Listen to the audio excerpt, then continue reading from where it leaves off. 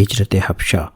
حضور صلی اللہ علیہ وسلم نے دیکھا کہ آپ صلی اللہ علیہ وسلم کو حضرت ابو طالب کی وجہ سے ایک گناہ تحفظ حاصل ہے اور دوسرے مسلمان سخت اذیت اور مصائب کا شکار ہیں، چنانچہ آپ نے شاہ حبش کی رحمدلی اور انصاف پروری پر نظر رکھتے ہوئے مسلمانوں کو حبش ہجرت کرنے کی اجازت دے دی، اور ابتداً 10 مسلمان حضرت عثمان رضی اللہ تعالیٰ عنہ اور ان کی بیوی حضرت رقیہ رضی اللہ تعالیٰ عنہ، حضرت ابو حذیفہ رضی اللہ تعالیٰ عنہ اور ان کی بیوی، حضرت زبیر بن عوام رضی اللہ تعالیٰ عنہ، مصعب بن عمیر رضی اللہ تعالیٰ عنہ، عبد الرحمن بن عوف رضی اللہ تعالیٰ عنہ، ابو سلمہ رضی اللہ تعالیٰ عنہ، حضرت سلمہ رضی اللہ تعالیٰ عنہ، عثمان بن مظعون رضی اللہ تعالیٰ عنہ، عامر بن ربیعہ رضی اللہ تعالیٰ عنہ اور ان کی بیوی، ابو سبرہ رضی اللہ تعالیٰ عنہ اور سہیل بن بیضاء رضی اللہ تعالیٰ عنہ حبشہ منتقل ہو گئے۔ اس کے بعد حضرت جعفر بن ابی طالب رضی اللہ تعالیٰ عنہ تشریف لے گئے اور مسلمانوں کی ہجرت کا ایک سلسلہ شروع ہو گیا۔ اس طرح بچوں کے علاوہ بڑے صحابہ اور صحابیات کی تعداد 83 ہو گئی جن کو اس ہجرت کا شرف حاصل ہوا۔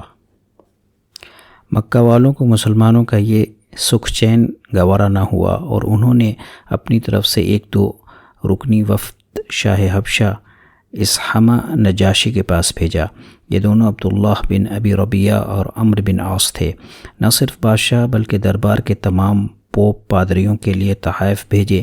نجاشی کو چمڑے کی اشیاء بہت مرغوب تھی، اس لیے خصوصی اہتمام سے چمڑے بھیجے گئے۔ ان لوگوں نے پہلے دوسرے درباریوں اور مشیروں کی خدمت میں نذرانے پیش کیے، پھر ان سے کہا ہمارے کچھ نادان اور ناتجربہ کار لوگوں نے اس ملک میں پناہ لے رکھی ہے، انہوں نے اپنے آبائی دین کو بھی چھوڑ دیا ہے اور آپ کا مذہب بھی نہیں اختیار کیا ہے بلکہ ایک نیا ہی دین گڑھ لیا ہے۔ اس دین سے نہ ہم واقف ہیں نہ آپ لوگ آشنا ہیں۔ ہم لوگوں کو ان کی قوم کے سرداروں اور ذمہ داروں نے بادشاہ کے پاس بھیجا ہے کہ وہ ان کو واپس کر دیں، لہٰذا ہم جب بادشاہ سے ایسی درخواست کریں تو آپ لوگ بھی مسلمانوں کو واپس کر دینے اور ان سے گفتگو نہ کرنے کا مشورہ دیں۔ انہوں نے وعدہ کر لیا کہ وہ ایسا ہی مشورہ دیں گے۔ چنانچہ ان دونوں نے نجاشی کی خدمت میں بھی تحائف پیش کیے۔ نجاشی نے قبول کر لیا، ان کے سامنے بھی یہی بات دہرائی اور طے شدہ پروگرام کے مطابق دوسرے مشیروں نے بھی تائید کی۔ نجاشی یہ سن کر خفا ہوا اور کہا کہ جن لوگوں نے میری پناہ لی، میرے ملک میں آئے اور دوسروں کے مقابلے میں مجھے پسند اور منتخب کیا، ان کو میں تمہارے حوالے نہیں کر سکتا یہاں تک کہ میں ان کو بلا کر ان کے معاملہ کی تحقیق کر لوں۔ اگر بات وہی ہے جو یہ لوگ کہہ رہے ہیں تو ان کے حوالے کر دوں، ورنہ ان کی حفاظت کروں اور بہتر طریقے پر پناہ دوں۔ اب نجاشی نے صحابہ رضی اللہ عنہم کو طلب کیا اور اپنے علماء کو بھی بلایا۔ مسلمانوں کی طرف سے حضرت جعفر رضی اللہ تعالیٰ عنہ نے گفتگو کی۔ انہوں نے فرمایا کہ اے بادشاہ، ہم لوگ جہالت میں مبتلا تھے، بتوں کی پوجا کرتے تھے، مردار کھاتے تھے، زنا کرتے تھے، قطع رحمی کرتے تھے، پڑوسیوں کی حق تلفی کرتے تھے اور کمزور طاقتور کا ظلم سہتا تھا۔ ہم اسی حال میں تھے کہ اللہ نے ہم ہی میں سے ایک رسول ہماری طرف مبعوث فرمایا۔ ہم ان کے خاندان، صداقت، امانت اور پاکیزگی سے واقف ہیں۔ انہوں نے ہمیں دعوت دی کہ ہم خدا کو ایک مانیں، اسی کی عبادت کریں، ہم اور ہمارے آبا و اجداد جن بتوں کی پرستش کرتے تھے ان کو چھوڑ دیں۔ انہوں نے ہم کو راست گوئی، امانت داری، صلہ رحمی، پڑوسیوں کے حقوق کی ادائیگی اور رشتہ داروں اور قرابت داروں کے ساتھ بدسلوکی سے بچنے کا حکم دیا، اور زنا، جھوٹ، یتیم کا مال کھانے اور پاک دامن عورتوں پر تہمت تراشی سے منع فرمایا۔ ہمیں حکم دیا کہ خدا کے سوا کسی اور کی عبادت نہ کریں، نماز، زکوٰۃ اور روزے ادا کریں۔ ہم لوگوں نے ان کی تصدیق کی، ان پر ایمان لائے، وہ خدا کی جو احکام لائے ان کی پیروی کی، صرف خدا ہی کی عبادت کی، شرک کو ترک کر دیا، جن چیزوں کو آپ صلی اللہ علیہ وسلم نے حرام قرار دیا ان کو حرام سمجھا، جن کو آپ صلی اللہ علیہ وسلم نے حلال کہا ان کو حلال سمجھا۔ اس وجہ سے ہماری قوم نے ہم پر ظلم کیا، انہوں نے عذاب دیا، ہمیں اس دین سے پھیرنے کی کوشش کی تاکہ ہم پھر بت پرستی میں پڑ جائیں اور برائیوں کو پہلے کی طرح جائز اور درست سمجھ کر کریں۔ پھر جب ان کا قہر و غضب زیادہ ہوا، مکہ کی سرزمین میں انہوں نے ہم پر تنگ کر دی اور ہمارے دین میں رکاوٹ بننے لگے تو ہم آپ کے ملک میں آئے، دوسروں پر آپ کو ترجیح دی، آپ کی پناہ کو پسند کیا اور یہ امید رکھی کہ آپ کے پاس اے بادشاہ ہم پر ظلم نہ کیا جا سکے گا۔ نجاشی نے پوچھا تمہیں اس کتاب کا کچھ حصہ بھی یاد ہے جو تمہارے نبی پیش کرتے ہیں؟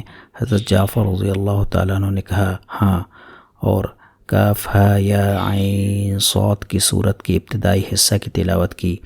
نجاشی اس قدر متاثر ہوا کہ اس کی داڑھی آنسوؤں سے تر ہو گئی۔ یہ حال نہ صرف نجاشی بلکہ اس کے دربار میں بیٹھے ہوئے دوسرے پادریوں کا بھی تھا۔ نجاشی نے اب ان دونوں کو واپس کر دیا اور کہا میں ان کو تمہارے حوالے نہیں کر سکتا۔ یہ دونوں دربار سے نکل گئے۔ عمرو بن عاص نے کہا کل میں ایک ایسی بات کہوں گا کہ مسلمانوں کی یہاں سے جڑ کٹ جائے گی۔ میں کہوں گا کہ حضرت مسیح علیہ السلام کو خدا کا بندہ قرار دیتے ہیں۔ عبداللہ بن ابی ربیعہ نے ان کو منع بھی کیا مگر انہوں نے ایک نہ سنی، اور دوسرے دن پھر دربار شاہی میں پہنچے اور کہا یہ لوگ حضرت مسیح علیہ السلام کے بارے میں بہت بڑی بات کہتے ہیں۔ چنانچہ پھر مسلمانوں کی طلبی ہوئی۔ یہ مرحلہ پہلے سے بھی زیادہ نازک تھا۔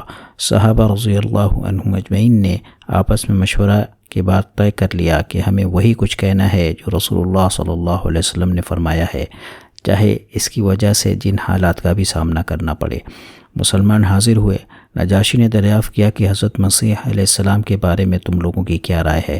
حضرت جعفر رضی اللہ تعالیٰ عنہ نے جواب دیا اس سلسلے میں ہم وہی کہتے ہیں جو ہمارے رسول صلی اللہ علیہ وسلم نے فرمایا ہے۔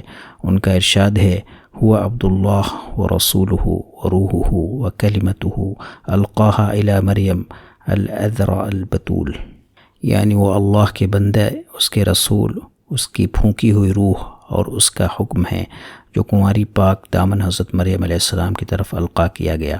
نجاشی نے یہ سن کر زمین سے ایک تنکا اٹھایا اور کہنے لگا تم نے جو کچھ کہا ہے خدا کی قسم حضرت مسیح علیہ السلام کی ذات اس سے ایک تنکا برابر بھی زیادہ نہیں ہے۔ اور مسلمانوں سے کہا تم لوگ میرے ملک میں مامون ہو، جو تم کو برا بھلا کہے وہ مجرم ہوگا۔ مجھے یہ بات پسند نہیں ہے کہ میں تم میں سے کسی کو تکلیف دوں، چاہے اس کے بدلے سونے کے پہاڑ کیوں نہ ملیں۔ نیز مکہ کے ان دونوں نمائندوں کو ان کے تحائف بھی واپس کر دیے اور یہ ناکام و نامراد واپس آ گئے۔